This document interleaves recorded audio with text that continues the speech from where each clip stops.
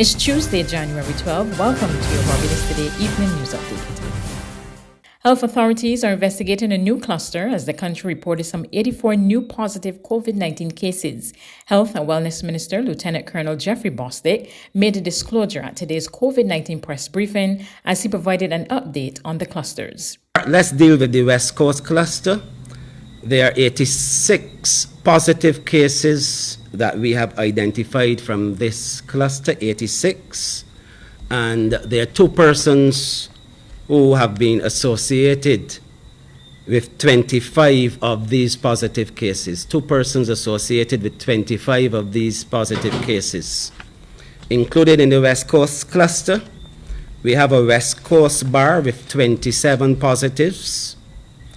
There was a Paradise Beach line, which now has 18 positive cases. 2 West Coast restaurants. I don't think those numbers have changed from yesterday. A major area of concern has been the increasing numbers of cases at Her Majesty's Prison Dodds. The latest confirmed figure released this evening show there are 294 infections at the penal facility. Minister Bostic, however, assured that even with the escalating numbers, measures are in place to ensure the situation remains under control. We are dealing with a national crisis. I don't think we can get away from that. The numbers would certainly suggest, and the surge, that it is a national crisis. But I want to give the assurance it's a national crisis that we are still able to manage. The capacity at Her Majesty's Prison Dodds for isolation, at the moment, we still have capacity at the prison. I can say also that we've been doing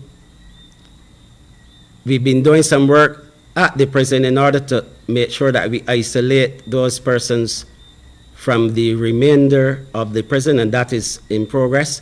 We have people there who are working with the authorities at the prison to ensure that we manage that process. We provided a public health officer who is there, and there are also persons from the Queen Elizabeth Hospital Isolation Facility that go daily and take care of these persons. Meanwhile, the health minister said efforts are continuing to ease the backlog of test results, which have been a vexing issue for tourists and Barbadian nationals returning home. Minister Bostic could not provide the numbers, but he said every effort is being made to address the problem. We have made some progress. I can't say to you that it's as much as we want to be doing at this time, but I give the assurance that it is a work in progress. We are working on it 24 hours, and every time we run samples in the lab, some of the samples are from the backlog and others are from current samples. So that is what I can say where the backlog of samples are concerned, but we've been working around the clock to deal with this matter.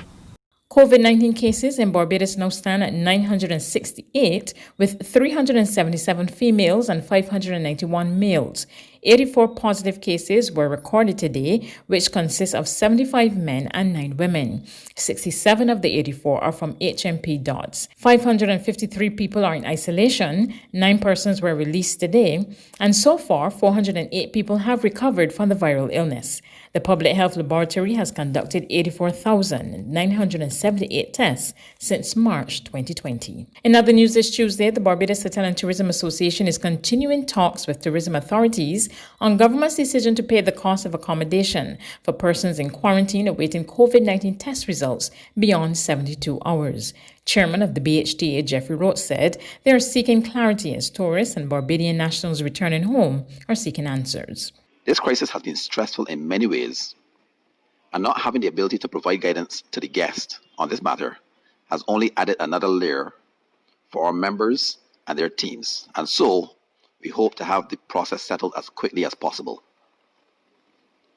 The delays have also placed a number of small hotels under pressure, as their guests, who would have booked alternative accommodation, having anticipated to be out of quarantine based on the stated turnaround time for test results, now have to be housed for longer periods. This leads to planned arrivals not being able to be accommodated. There's regional and international news after this short break.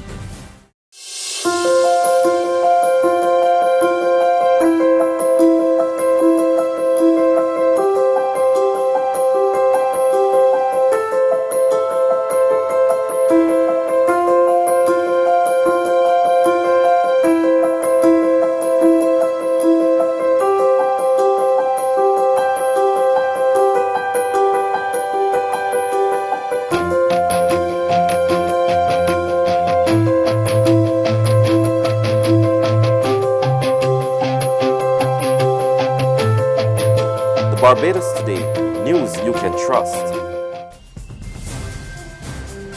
To regional news, Guyana is preparing to roll out its COVID-19 vaccination campaign. Healthcare workers and other high-risk members of the population will receive the vaccine first. Newsroom Guyana has been speaking to Guyanese about whether they are willing to take the vaccine. This is the people say. I will be able to take it in order to move on and to be safe and help with the family. And if it's healthy, if it is good, because I noticed on Facebook people have been saying it's fake, it's not good. So, I won't lie, I've been getting my information from Facebook, not from where else. If it's where else and I could get proof that it's working and it's good stuff, I will take my vaccine. No, I won't take it. I will isolate myself. I don't think it's a good idea for Guyanese to take the vaccine. Because another thing too, when you take your medications or you're going to have an injection, doctors always ask you if you have any other health issues. And sometimes a person could take that COVID vaccine for COVID, and it so happen that they have a problem within themselves that can cause harm to them, even though they may not die from the COVID or whatever. No, but I'm not going to take it. Take it as if I see that it's for sure a help, a cure, well, yes. Just like I said, I had cure for AIDS and what's not. No. And from my point, if there's a cure for COVID as a vaccine, I don't think people should pay for it if they're going to have to pay. It's best to be free because you need to save lives and not take more lives. Of course, yes. Because you would know the status of yourself and it would help to stop the spread of the COVID-19. On the international front, U.S. President Donald Trump denied Tuesday that his speech last week to thousands of supporters and encouraged them to march on Congress or had anything to do with the deadly violence that broke out shortly after. If you need any proof that Donald Trump was going to change his ways and maybe even be a little bit more playing mea culpa in being responsible for last week's mob trying to attack the Capitol, well, you can see today that there was no conciliatory tone at all, and that, as usual, Donald Trump is now blaming other people for what went wrong, and this time around it's the Democrats. And we heard all this thing about the biggest witch hunt in history during the last effort to impeach him, and he's saying it again this time round. So as far as Donald Trump is concerned, his speech was absolutely perfect to a T, as he said earlier.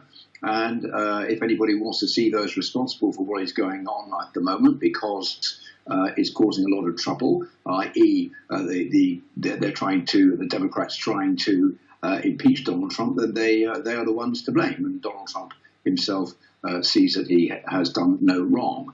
So that is proof that even though Donald Trump is coming to the end of his time in office, he's not changing his ways and doesn't seem in any way wanting to try to unite Americans and to point the finger at those who caused the trouble last week. That speech is basically just a message to his supporters that he's still out there and he is their man. That's news, but for the very latest, visit our website at www.barbadostoday.bb. You can also subscribe to our e-paper, email updates, or like us on Facebook, and sign up for our breaking news alerts via WhatsApp. We're also on Izumi Media and bus terminals, as well as Screenplay at supermarkets and gas stations near you. You can also hear us on Mix 96.9 FM and Capital Media HD 99.3 FM.